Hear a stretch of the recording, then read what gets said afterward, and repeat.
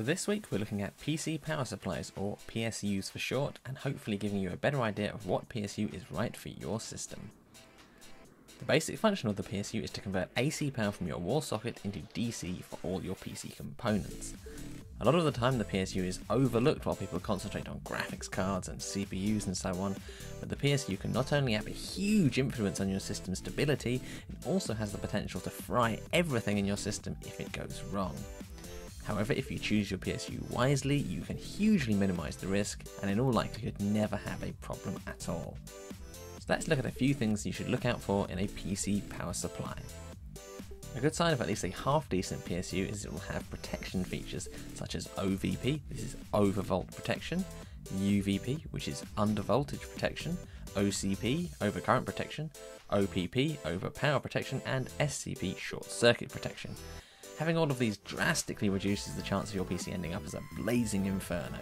However, that said, some perhaps lesser known manufacturers do have a habit of lying on their marketing material and claim that they have these protections when they really don't, or they set their tolerances so high that it doesn't actually make any difference. The only way to really be sure is to buy from a well-known, reputable PSU manufacturer such as Corsair, Cooler Master, Seasonic, and so on. One of the top things to look out for in a PSU is an 80+ rating. This is a voluntary certification rating that guarantees the efficiency of a PSU to a certain level. There are 6 different ratings, as you can see here on plugloadsolutions.com, with 80+ being the lowest rating and 80+ titanium being the current highest. In general, I would recommend looking for at least an 80+ bronze PSU for peace of mind. Okay, so now for one of the biggest disagreements about PSUs, the single or multi-rail argument. Now to clarify a bit here, strictly speaking, all PSUs have multi-rails as they have the 12V, 5V and 3.3V rails. However, the single and multi-rail thing only relates to the 12V one, which nowadays handles most of the important system power. So a single one will feature just one 12V rail that will have a high amperage as it has to handle the power to pretty much everything. The advantage of this is it has stable and balanced power. However, the disadvantage is that if something does go wrong, then it could take out everything in your system, as they have a very high amp limit, so if you get a surge it may not trip the limit and you can end up damaging your system. Multi-PSUs feature 2 or more 12V rails that will have a lower max amperage. This means you have to pay attention which rail you are drawing from. For instance, if you connect everything on one side and hardly anything on the other, you can end up with a very unstable system. The upside of the multi-rail PSU is they have a lower amp limit as they can spread it out among the rails, and therefore, in the event of a failure, the limit will be hit and the PSU shut down, hopefully before causing any damage. To be perfectly honest, there isn't much difference between the two types anymore, although I'd personally recommend a single rail PSU to avoid any possible unbalanced power issues, however unlikely they are, but that's my personal preference. So here are a few more things to look out for / remember. A PSU that uses Japanese capacitors is likely to be of above average quality. Higher wattage PSUs like a 1000 watt or so don't consume any more power than a lower wattage one with say 500 watts. If the draw from them is the same, the power consumption depends on what's being drawn by the components, not the PSU itself. Always pay attention to the continuous power rating of the PSU and not the max, as it can only maintain the max for a short period of time, so this is a largely irrelevant number. Your PSU runs at its most efficient at around 50 to 60% load, therefore it should be roughly double your system's total power draw. So if you have a system draw of around 300 watts, then a 550 or 600 watt PSU is ideal. If you want a rough idea of your system's total power draw, check PCPartPicker.com, which can give you a rough idea of what it is. Make sure you choose a PSU that has enough PCIe connectors for your graphics card. You can get away with adapters from Molex connectors, but this isn't super ideal. Finally, and it does sound a bit silly, but make sure your chosen PSU actually fits your case.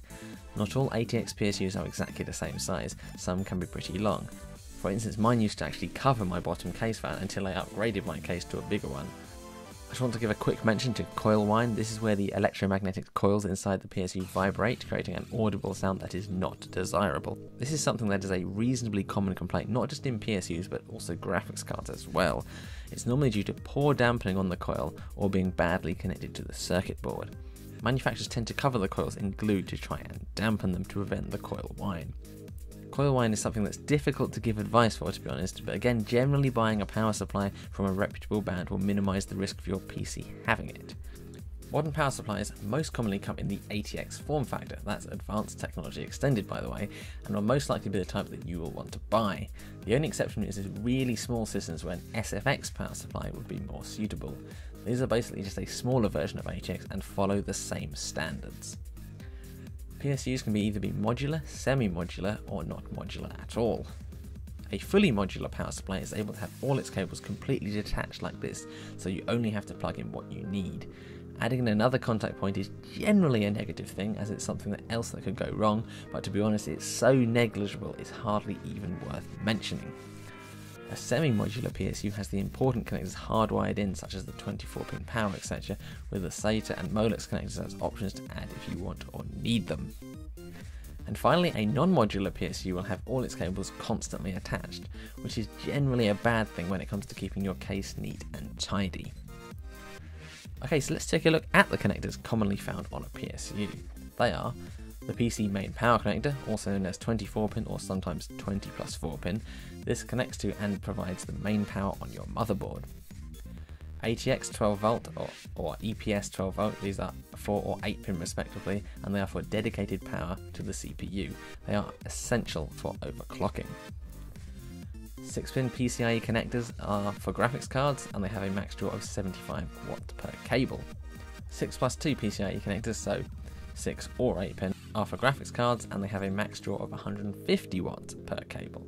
Serial ATA, or SATA, or SATA as I'd say, as they're more commonly called, are used for powering things such as SSDs, HDDs, optical drives, and so on. Lastly, we have the 4-pin power, commonly known as Molex connectors. These are older and are most commonly used for powering fans or fan controllers and such things like that. They are slowly being replaced by SATA power connectors. So to summarise, PSU wattage should be roughly double your system total draw. Look for protection such as OVP and UVP, etc. Look for at least an 80+ rating. Look for the use of Japanese capacitors. Only buy it from a reputable manufacturer. And finally, check reviews of PSUs at a reliable website such as johnnyguru.com. There are a few other things such as cable sleeving etc that we don't really have time to talk about, but I hope someone has found this video useful in some way anyway. Thank you for watching, liking, sharing and commenting. Leave me a comment down below if you have any questions or if you just have something you want to tell me.